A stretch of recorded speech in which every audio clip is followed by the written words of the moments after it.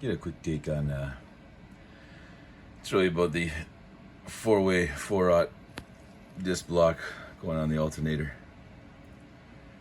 But since we had the starter out, just rebuilt this. I don't know if you want to call it a rebuild, but completely dismantled it, you know, ripped the guts out, cleaned everything up real good.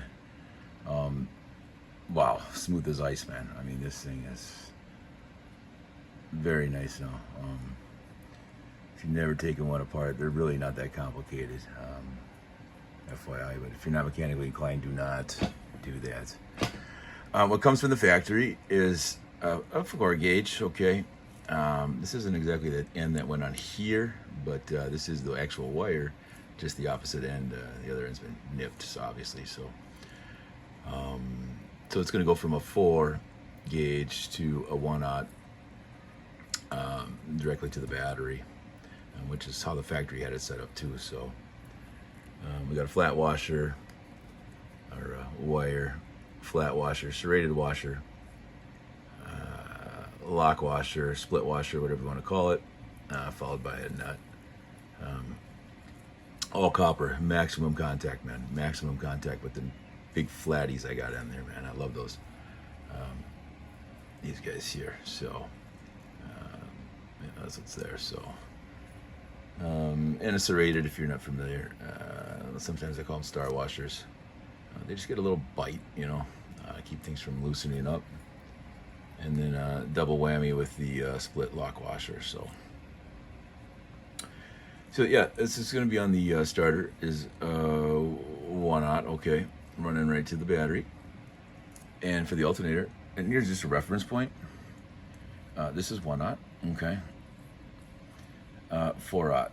So you know, swallow it right up, man. I mean, just 4-aught. If you don't understand, I mean, that is massive. Massive. Okay, one more example of that. Okay, 1-aught, 4-aught. So you know, can't quite swallow it up in this one just because of the sheer thickness, but rest assured it would gobble up the wire.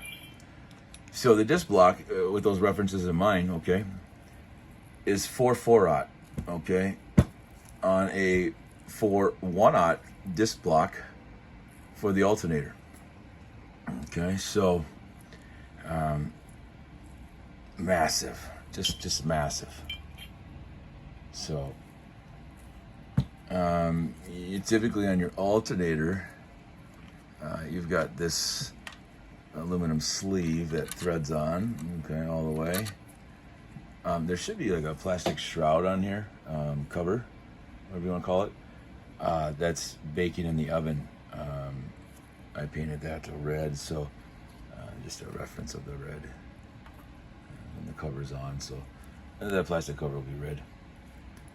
And after the aluminum insert, okay, would be your, you know, kind of cover, and that'd be where your wire would go from your, typically this one comes from the battery. So without that, okay, we will have this will be built similar to the starter setup, except, you know, this long copper, it's actually a carriage bolt that they put in there, some sort. Maybe it could just be a flat top. Can't really tell, but it's pressed in anyways. So we can take a nut, and I'll spin all the way down. Okay, there's our start point,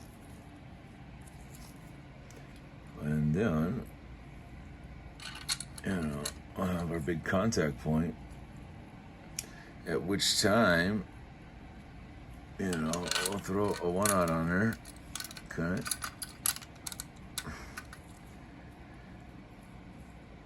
and I would put that with serrated just so things aren't going to spin. Okay, once they're in place, just no chance of them spinning once I snug them down with that serrated in between. And that's when our massive disc block will get attached. Okay. And so basically we'll be facing up with the four aught wires coming up, 2 to the battery, 2 down, and they will run the gamut down the passenger side. If you've seen some of my other videos, you know where those go exactly. There'll be a excess power D7500 under the hood that these two will go to. These two will go to another excess power D7500 in the back. And then from the front battery under the hood, there'll be 2 4-aught running down the driver's side to a third excess power D7500 battery. So 2 D7500s in the back, 1 under the hood. Okay. So plenty of power, folks, man. Plenty of power. What's with the glove? Don't touch the copper with your bare skin, man. It's a pain in the butt to clean. In fact, if you get anything copper like this, leave it in the bag until you're actually ready to use it. Don't even open it when you get it from the factory or manufacturer, supplier, whoever you get it from. Just leave it, man. This stuff tarnishes so easy. You just don't want to touch it with your bare skin. So yeah, just a quick take on the setup there. I wanted to show how I would apply my copper fittings, hardware, to the alternator along with the starter. This is massive for the starter as well. So massive. If you found, one more tidbit, sorry. Speaking of, copper tarnishing, whatnot. Again, just personal preference stuff here. Just like all of this, my personal preferences. Godards, okay, brash and copper polish, excellent stuff. Very liquidy, pretty runny. Put a little on the rag, rub it over the fittings, hardware, whatever, and wipe it with a nice clean rag, and you get the shine, man. I mean, I have shined this stud, all of these, man. Okay. Now, once it's on, okay, again, no touching with the spare skin. I will, once it's assembled, not before it's assembled, once it's all assembled, ready for rocking and rolling, I will then give it a shot. Okay, this is an Everbright coatings product. Very good stuff, man. Highly recommend it. It's a protective, okay, so it's going to keep it from corroding, getting, that kind of stuff. So, great stuff. It's a spray. Once it's all assembled, man, I'll spray it because I want maximum contact. I don't want any interference. None. Okay? As minute as this is, it's just how it has to be for me, man. Okay? Once it's assembled, I can then protect it. All right? And just electrical silicone lubricant. Okay, silicone. They also do this in like a dielectric grease. The silicone, why the silicone? High temp, man. Anywhere high temp. And this is again, like a protectant for your plugs. Okay. You want to clean them out good. And you can apply something like this. Or a dielectric grease if it's not in a high temp area. Silicone, high temp. Okay. So, it's a protectant for your plugs and connections. Okay. Not for copper. Just another tidbit. If you found this informative, hit the like. Appreciate you checking it out. Have a good one. Thanks.